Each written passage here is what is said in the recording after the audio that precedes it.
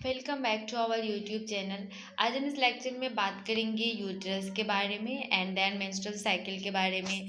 इसका फेजेस क्या होता है, ठीक है, नॉर्मली कितना ब्लीडिंग होना चाहिए, अगर डिसऑर्डर है तो हम कितना नॉर्मली कंसीडर करते हैं, ये सब के बारे में हम बात करेंगे। तो फर्स्ट ऑफ ऑल देखते हैं, हम लोग डायग्राम के थ्रू समझते हैं, ठीक है। तो ये यूट्रस का डायग्राम है जिसमें कि ये ओवरी है। अगर जैसे मेंस्ट्रुअल साइकिल होता है हर 28 डेज में, हर मंथ के, तो अगर फर्स्ट मंथ में इस ओवरी से एग रिलीज हुआ है तो नेक्स्ट मंथ इस ओवरी से एग रिलीज होगा। देन ये फिम्बरी है जो कि फिंगर लाइक स्ट्रक्चर होता है, जो यहाँ से एग आता है उसको ये कैरी आउट करके फैलोपियन ट्यूब के थ्रू इंडोमेट्रियम लेयर में तक रीच करता है। एंड ये फंडस है जो कि यूट्रस का सबसे आउटर लेयर होता है, ऊपर वाला लेयर होता है यूट्रस का फंडस। एंड ओवेरियन लिगामेंट है जो कि ओवरी को कनेक्ट करके रखता है, क्योंकि किसी भी चीज़ को कनेक्ट करने के लिए तो चाहिए ना, तो ये बांध करके रखता है ताकि लूज ना हो, ओवेरियन लिगामेंट। एंड इनफेंडिबुलम जो कि फैलोपियन ट्यूब का पार्ट है।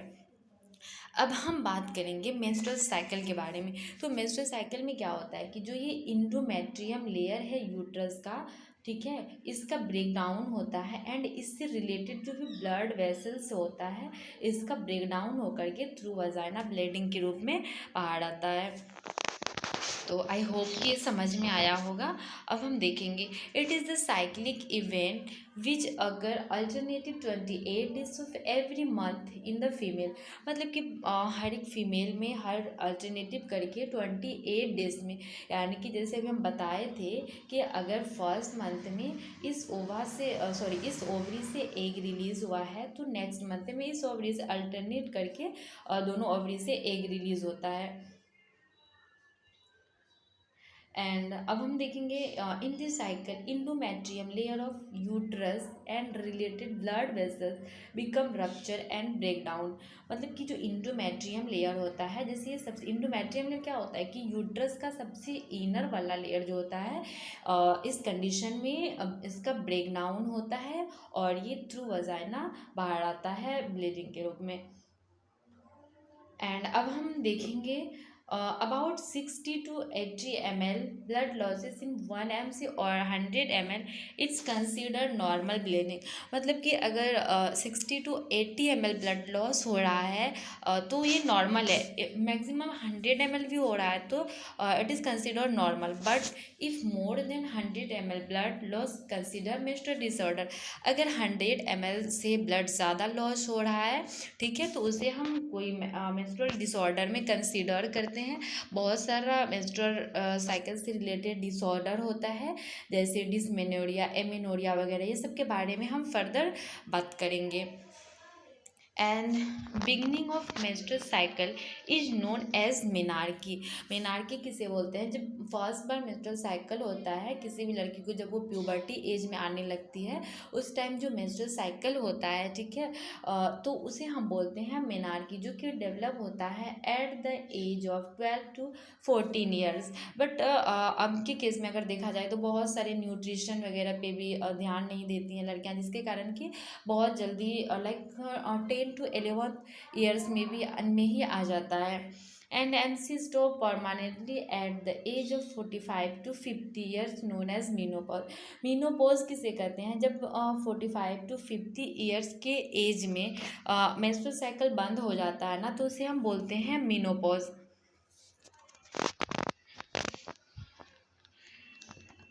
एंड अब बात करें हम period of duration between menarche and menopause, यानी कि मिनार्की और मीनोपॉज के बीच का जो ड्यूरेशन होता है उसे हम बोलते हैं रिप्रोडक्टिव लाइफ। दैट मीन्स कि फीमेल कैपेबल फॉर फर्टिलाइजेशन और डेवलप प्रेगनेंसी। मतलब कि अगर उस time fertilization and develop pregnancy हो सकता है, ये पॉसिबल है।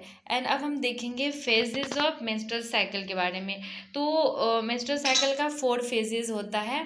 फर्स्ट ऑफ ऑल की ब्लीडिंग फेज, जिसे कि हम मिनार्की फेज बोलते हैं, ये नॉर्मली 3 to 5 डेज तक होता है, ठीक है। इसे नॉर्मली हम कंसिडर करते हैं, अगर 3 से 5 दिन तक हो रहा है तो इट्स नॉर्मल कंडीशन। और इसमें 60 to 80 ml ब्लड लॉस होता है। इसके लिए रिस्पॉन्सिबल होता है टू हार्मोन। फर्स्ट होता है ऑक्सीटोसिन एंड LH, जिसका कि फुल फॉर्म लुटिनाइजिंग हार्मोन होता है। तो ऑक्सीटोसिन का फंक्शन होता है कि ये यूट्रस के इंडोमेट्रियम लेयर में कॉन्ट्रैक्शन डेवलप करता है, जिसके कारण कि कभी कभी पेन भी फील होने लगता है। प्रोस्टाग्लैंडिन मेन सबसे इम्पॉर्टेंट है कि अगर पेन होता है ड्यूरिंग मेंस्ट्रुअल साइकिल, तो उसमें प्रोस्टाग्लैंडिन नाम का एक ये होता है, वो कॉन्ट्रैक्शन कराता है ऑक्सीटोसिन हार्मोन, जिसके कारण कि पेन फील होने लगता है। अब हम देखेंगे प्रोलिफरेटिव फेज के बारे में। तो प्रोलिफरेटिव फेज जो होता है ये 16 to 13 डेज में होता है, ठीक है। जैसे कि 3 से 5 दिन तक वो हो रहा था, नॉर्मली ब्लीडिंग फेज हो रहा था। एंड अब नेक्स्ट स्टार्ट होगा प्रोलिफरेटिव फेज, जो कि 6 to 13 डेज तक होता है। प्रोलिफरेटिव फेज में क्या होता है कि इन this cycle ovarian follicle become mature and ready for ovulation. इस कंडीशन में क्या होता है कि जो ओवेरियन फॉलिकल्स जो होता है वो मैच्योर हो जाता है एंड ओव्यूलेशन के लिए रेडी होता है। ओव्यूलेशन के बारे में अभी हम बताएंगे क्या होता है। FSH follicular stimulating hormone responsible for development of ovarian follicle. मतलब कि FSH हार्मोन जो होता है वो मेन रिस्पॉन्सिबल होता है फॉलिकल स्टिमुलेटिंग हार्मोन, जो भी एग में हमारे फॉलिकल होते हैं उसको स्टिमुलेट करता है ताकि ओव्यूलेशन हो। एंड अब हम नेक्स्ट देखेंगे ovulatory phase. It is very very important phase, ovulatory phase. This phase of MC occur on the 14th days of menstrual cycle. मतलब कि ओव्यूलेटरी फेज जो होता है वो 14th डेज में होता है मेंस्ट्रुअल साइकिल के, ठीक है। अगर पूछा जाए कि ओव्यूलेटरी फेज किस फेज में होता है, तो 14 डेज होता है। जैसे कि मेंस्ट्रुअल साइकिल हुआ उसके 14 डेज के बाद ओव्यूलेशन फेज होता है। It is not fix date on the 14 days of MC over release but mostly it सी। मतलब फिक्स नहीं है, बट ज़्यादातर देखा गया है कि 14 डेज में ही ओव्यूलेशन होता है। इन this phase graphene follicle become rupture and over release. इस कंडीशन में क्या होता है कि जो ग्राफिन फॉलिकल होता है वो रप्चर होता है। सपोज ये ग्राफियन फॉलिकल है, तो इससे क्या होगा कि जो ओवा वो रिलीज होता है 14th डेज में। अगर इस टाइम फर्टिलाइजेशन किया जाए तो इस टाइम क्या होता है कि 14 डेज में जो फीमेल होती है वो प्रेगनेंसी कंसीव कर सकती है, क्योंकि उस टाइम ओवा रिलीज होता है। The release of ova is known as ovulation. जब ओवा रिलीज होता है, ओवा दैट मीन्स कि जो एग होता है, ठीक है, वो रिलीज होता है तो उसे हम ओव्यूलेशन बोलते हैं, जो कि 14th डेज में होता है। The process of formation of ova is called oogenesis। यानी कि जब ओवा बनने लगता है एग, तो उस प्रोसेस को हम बोलते हैं oogenesis। अब हम नेक्स्ट देखेंगे सेक्रेटरी फेज, ठीक है। सॉरी मिस्टेक, स्पेलिंग मिस्टेक है। यहाँ पे होगा सेक्रेटरी फेज। ये क्या होता है? It is also known as luteal phase. In this phase of menstrual cycle rupture Graafian follicle and convert into corpus luteum. Suppose ये ग्राफियन फॉलिकल्स है, तो इसमें क्या होता है कि जो कॉर्पस लुटियम होता है वो रप्चर होता है एंड इसमें से ओवर रिलीज होता है। ये होता है सेक्रेटरी फेज में। Corpus luteum synthesis hormone called progesterone. Progesterone hormone का फॉर्मेशन करता है कॉर्पस लुटियम, जो कि फर्दर क्या करता है कि अगर प्रेगनेंसी कंसीव करी तो उसमें जो इंडोमेट्रियम लेयर होता है उसको वो थिक करने में हेल्प करता है, ताकि उसमें बच्चे अच्छे से सर्वाइव कर पाए। There are mainly two function of progesterone. और प्रोजेस्टेरॉन हार्मोन जो होता है उसका 2 फंक्शन होता है। अगर fertilization occur then this hormone help in the implantation और डेवलप प्रेगनेंसी। मतलब कि अगर फर्टिलाइजेशन हो गया देन ये हार्मोन क्या करेगा कि प्रोजेस्टेरॉन हार्मोन जो बताए थे हम, यूट्रस का इंडोमेट्रियम लेयर होता है उसको अच्छे से डेवलप करता है, ताकि वहाँ पे बच्चे अच्छे से सर्वाइव कर पाए और प्रेगनेंसी मेंटेन रह पाए। एंड नेक्स्ट है if fertilization not occur then it develop the endometrium layer of uterus and prepare the uterus for next menstrual cycle.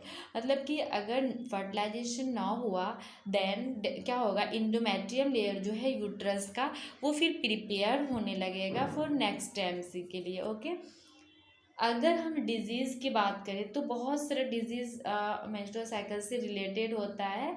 First of all जैसे यहाँ पे आपको दिख रहा होगा एमिनोरिया होता है। Amenorrhea a word is related to absence, मतलब कि अगर होता है कभी कभी कि मेंस्ट्रुअल साइकिल एब्सेंस हो जाता है, ठीक है, और 1 मंथ 2 मंथ के बाद आता है, तो उस कंडीशन को हम बोलते हैं एमिनोरिया। एंड डिसमेनोरिया, ठीक है, dys word is related to difficult या फिर पेनफुल, यानी कि अगर मेंस्ट्रुअल साइकिल हो रहा है उस टाइम पेन हो रहा है, बहुत ज़्यादा फील हो रहा है, तो उसे हम बोलेंगे डिसमेनोरिया। नॉर्मली अगर थोड़ा हो रहा है तो इट्स कंसिडर्ड नॉर्मल, बट अगर बहुत ज़्यादा हो रहा है तो that condition is called disease condition, and उसको हम बोलते हैं डिसमेनोरिया। मेनोरेजिया क्या होता है कि अगर इरेगुलर ब्लीडिंग हो तो उसे हम मेनोरेजिया बोलेंगे। लाइक अगर देखिए 5 डेज आया फिर 3 डेज गया फिर नेक्स्ट बार आया तो इसे हम बोलेंगे मेनोरेजिया। एंड मेटूरिया क्या होता है कि बहुत ज़्यादा हैवी ब्लीडिंग होना, इस कॉल मेटूरिया होता है। ओलिगोमेनेरिया मतलब कि कम होना, oligo word is related to decrease, यानी कि ब्लीडिंग हो रहा है बट कम हो रहा है, तो इसे हम बोलते हैं ओलिगोमेनोरिया। तो आई होप कि आपको समझ में आया होगा। अगर आपको इससे रिलेटेड डिजीज़ का डीपली चाहिए, लाइक कॉजेज़ चाहिए, ट्रीटमेंट क्या कराना चाहिए हमें अगर डिसमेनोरिया या फिर एमेनोरिया वगैरह हो रहा है, तो आप कमेंट कर सकते हो। आई होप कि आपको समझ में आया होगा। थैंकफुल।